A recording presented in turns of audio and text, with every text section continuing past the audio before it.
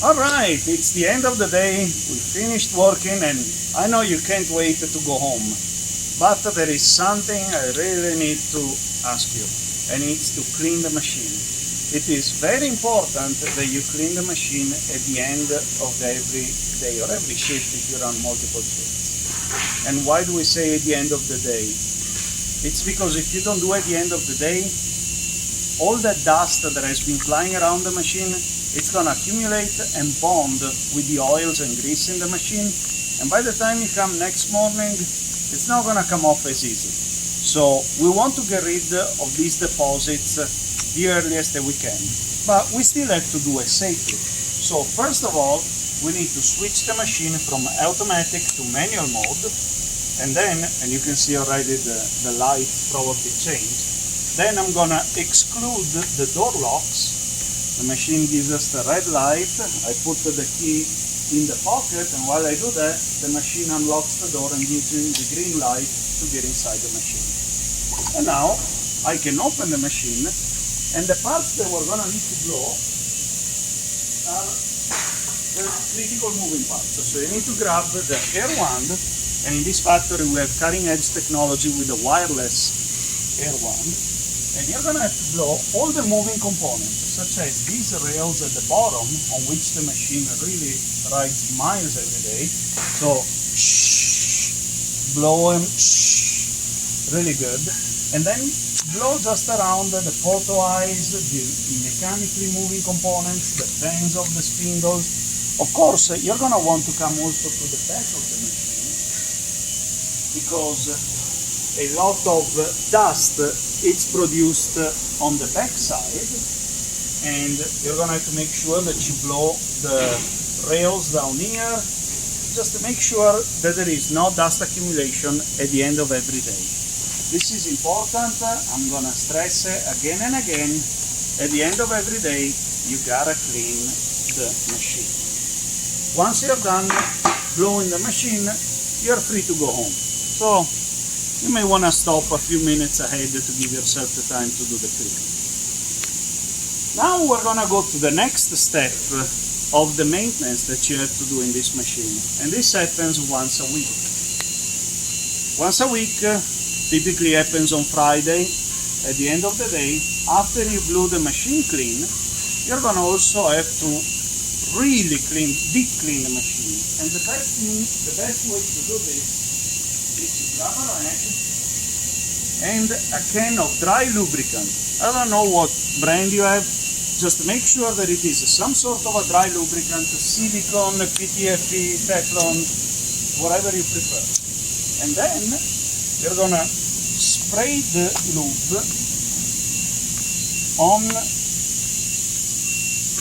on the rag. You're gonna spray a good quantity, and then you're gonna wipe the main rails down here. You're just gonna pinch them with your fingers. You pinch them side to side and wipe them really good. And you're gonna do the same on the other side.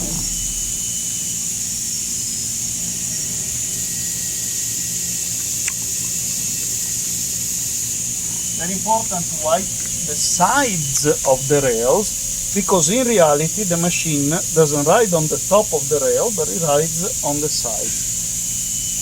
Now we cleaned the front part of the rail, but we haven't cleaned the back side. So we go to the back,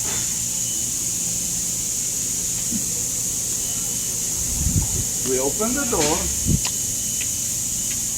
and you do have the tool release function that is active, but you'll see as soon as I push the carriage forward a little bit, the machine will stop allowing to spin tool. And I push forward the machine until I expose the back side of the rails. And then we repeat again. Just grab the other rag that is less dirty.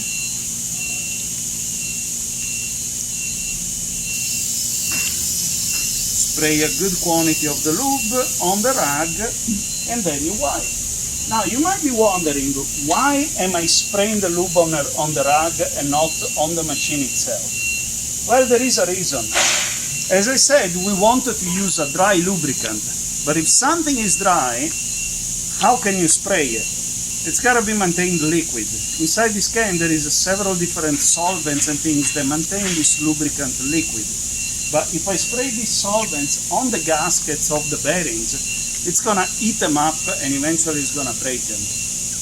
That's not good. So we never spray, and I repeat again, we never spray anything directly on the rails or on anywhere in the machine.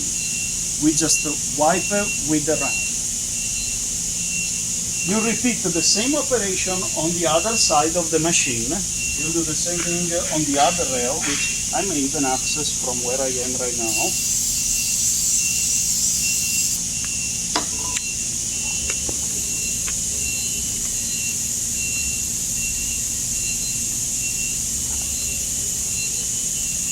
And with this, you would be done with your weekly maintenance. Then there are other forms of maintenance that have to be done on a monthly basis. Those will be for the maintenance personnel that will have to grease the different grease fittings that there are in the machine. Honestly, this machine doesn't have that many. It only has 4 in the back here that you can see. They're down there on below. Tuck, tuck, tuck. These 4. They're really the only ones that you need to lubricate at least once a month. But you have to put a very, very small quantity of grease. You don't have to pump twice and have grease bulging out of the bearings once a month, because those grease balls that come out, they will bond with the sawdust, become hard as a rock and scratch all your rails. So it's better to give very little, maybe a half a pump. It's supposed to be just a little ball of grease once a month. That's sufficient. Once you're done, you can close out the doors of the machine. You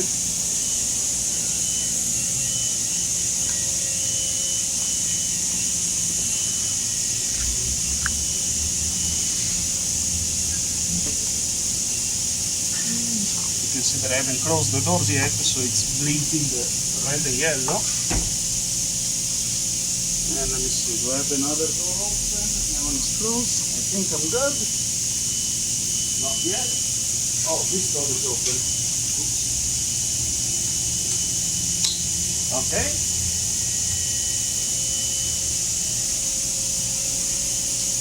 Okay, and at this point we should be able to have no more alarms.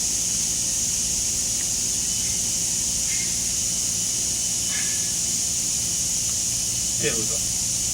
And now we have the all clear. At this point, we can just put the key in 0 mode and we can power off the machine and just go enjoy our weekend. Thanks for watching these training videos on the Randomat EVO. I hope you have a good experience running this machine. Thanks for watching. Ciao.